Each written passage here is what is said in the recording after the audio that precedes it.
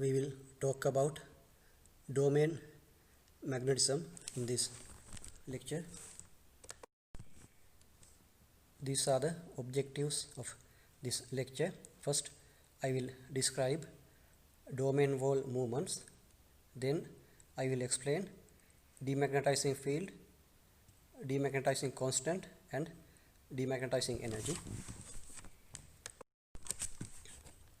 We have talked about domains in our previous lectures.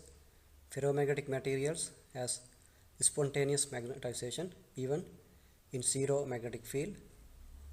A specimen is composed of large number of small domains. Within a given domain, all the magnetic moments are parallel to each other. In different domains, magnetic moments are in different directions.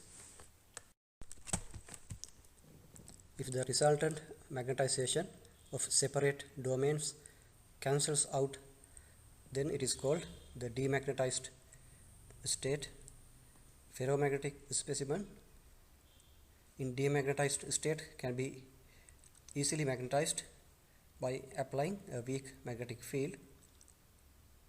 If an external magnetic field is applied to a ferromagnetic specimen, two things can happen. Either domain will move or the magnetic movements in domains rotate.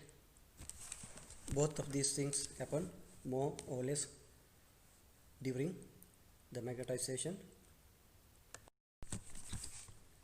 In picture A, you can see a non-magnetized material. If we apply a magnetic field in horizontal direction, then the domain with magnetic moment in horizontal direction becomes larger and the size of other three domains become smaller. Here the domain at the top of the figure is parallel to the applied field, so the domain at the top of the figure B becomes larger. And also when we apply a higher magnetic field along a diagonal direction, then the magnetic movements rotate into that direction as given in figure C here. So here the hard direction is along the diagonal of the sample. The point where all the domains are parallel to the magnetic field is the saturation magnetization. We can explain the magnetic hysteresis loops using domain model. In previous lectures, I have explained the magnetic hysteresis loop. We have marked the saturated value of the magnetization in the hysteresis loop. In this picture, you can see a part of a magnetic hysteresis loop. So here you can see how the magnetization changes when we apply a magnetic field. On the horizontal axis, the total magnetization is 0. So the magnetic moments are in different directions, so that the net magnetic moment is 0. At the remanent value, a half of the magnetic moments are in the direction of the applied field. At the saturated point, almost all the magnetic moments are in the direction of the field. On the horizontal axis, you can see the point with the coercivity or the coercive force.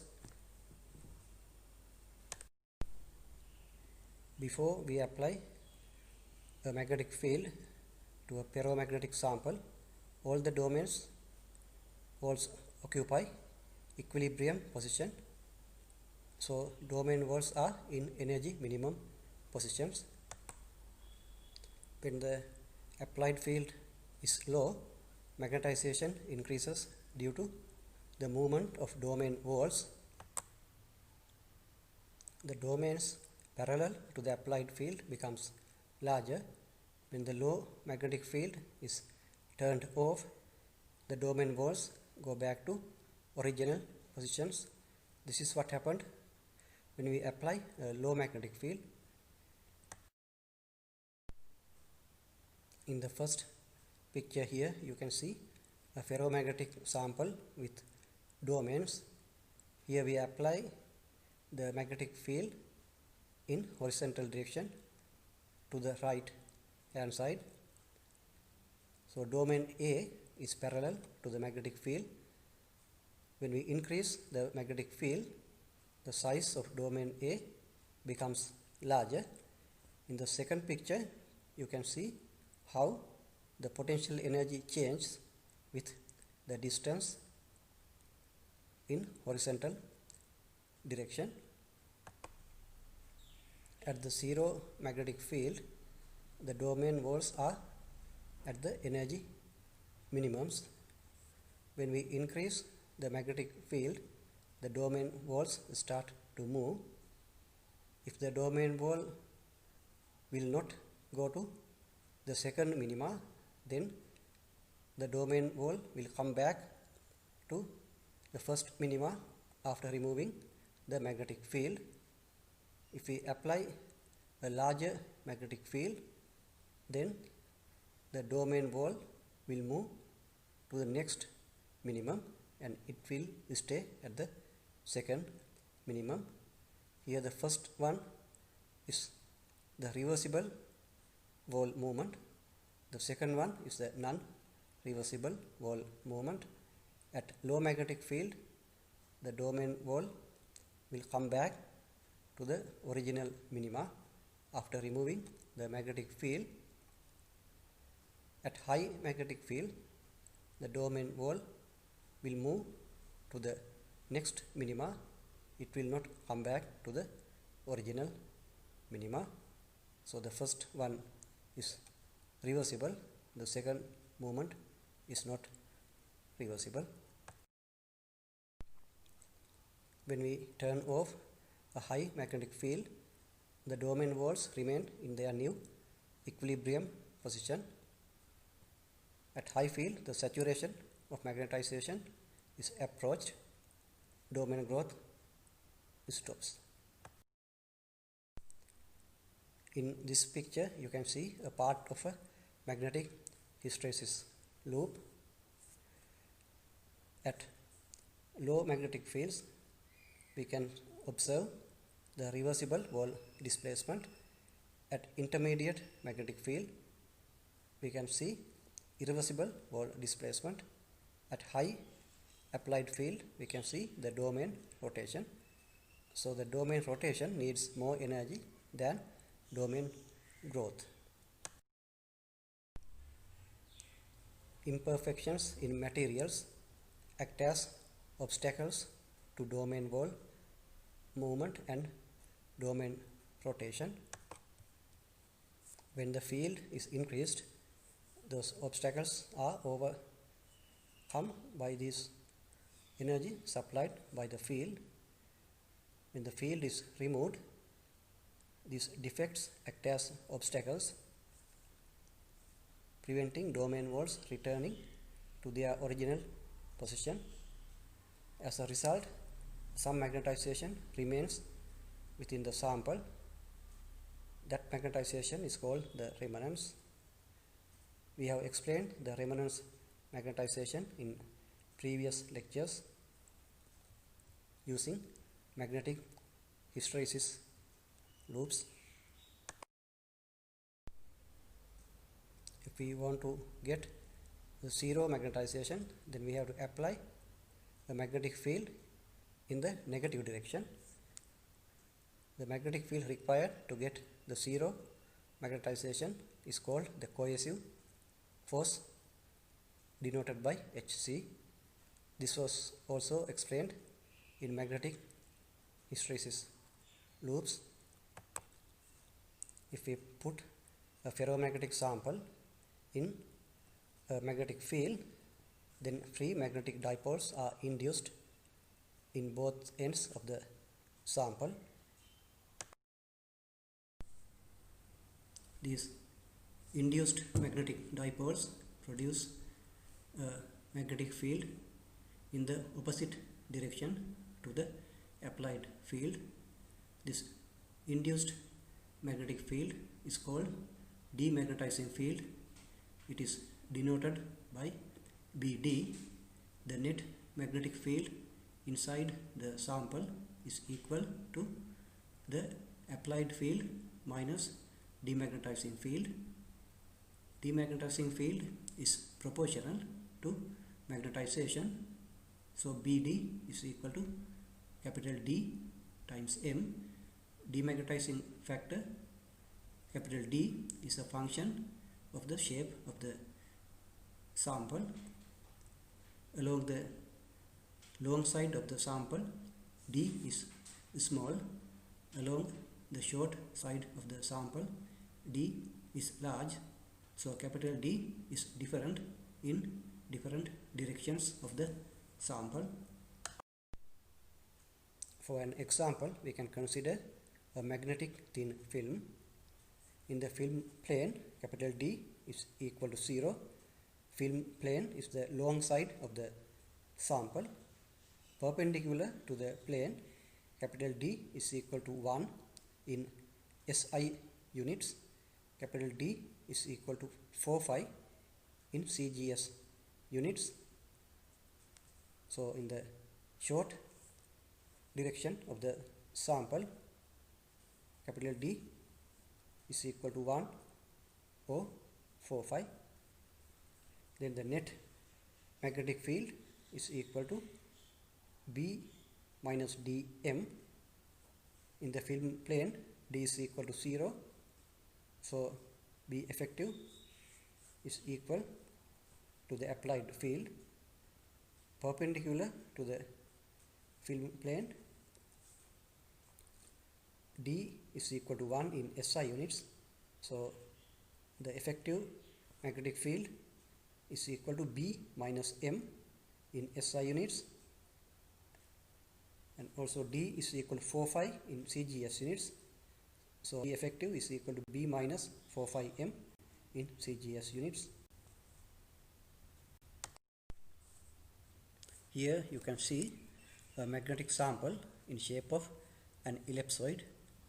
If the demagnetizing factors in XY and Z directions are dx, dy and dz respectively, then we can calculate the effective magnetic field inside the material using the equation given on slide number 14. Addition of all the d values is equal to 1.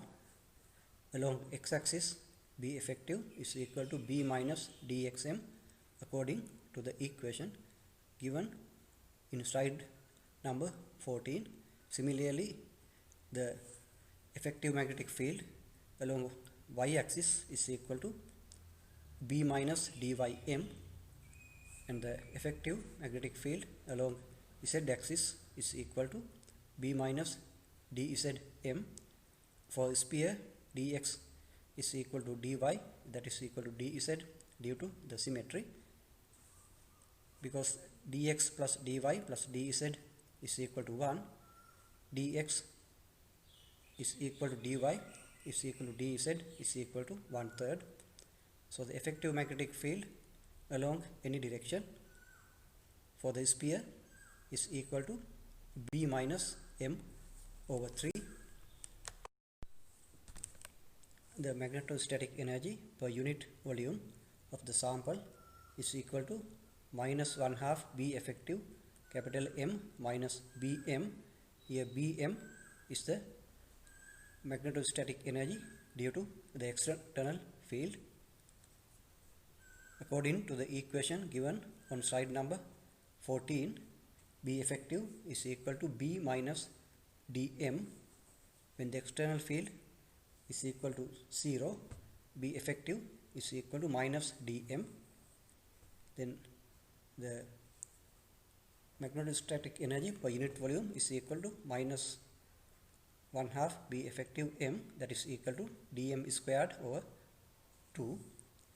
The self energy is very large if the sample is a single domain. The magnetic energy is reduced if the sample is divided into domains. In figure A, we can see a sample with a single domain. When we divide the sample into many domains, the energy decreases. EMF is reduced further by the presence of the small transverse domains near the end of the sample, as given in figure D and E. Figure D and E are called closure domains. The domains at the top and bottom of figure D and E are called closure domains. As given in figure D and E, the closure domains are smaller. Magnetization in these regions are not along the easy direction. There will be an elastic deformation in the sample. The additional elastic energy is required for these domains. Longer the domains become, the greater the elastic energy. So here we can see the longer domains in vertical directions. In the pictures, certain balance is struck between the elastic energy term and the reduction in magnetostatic energy.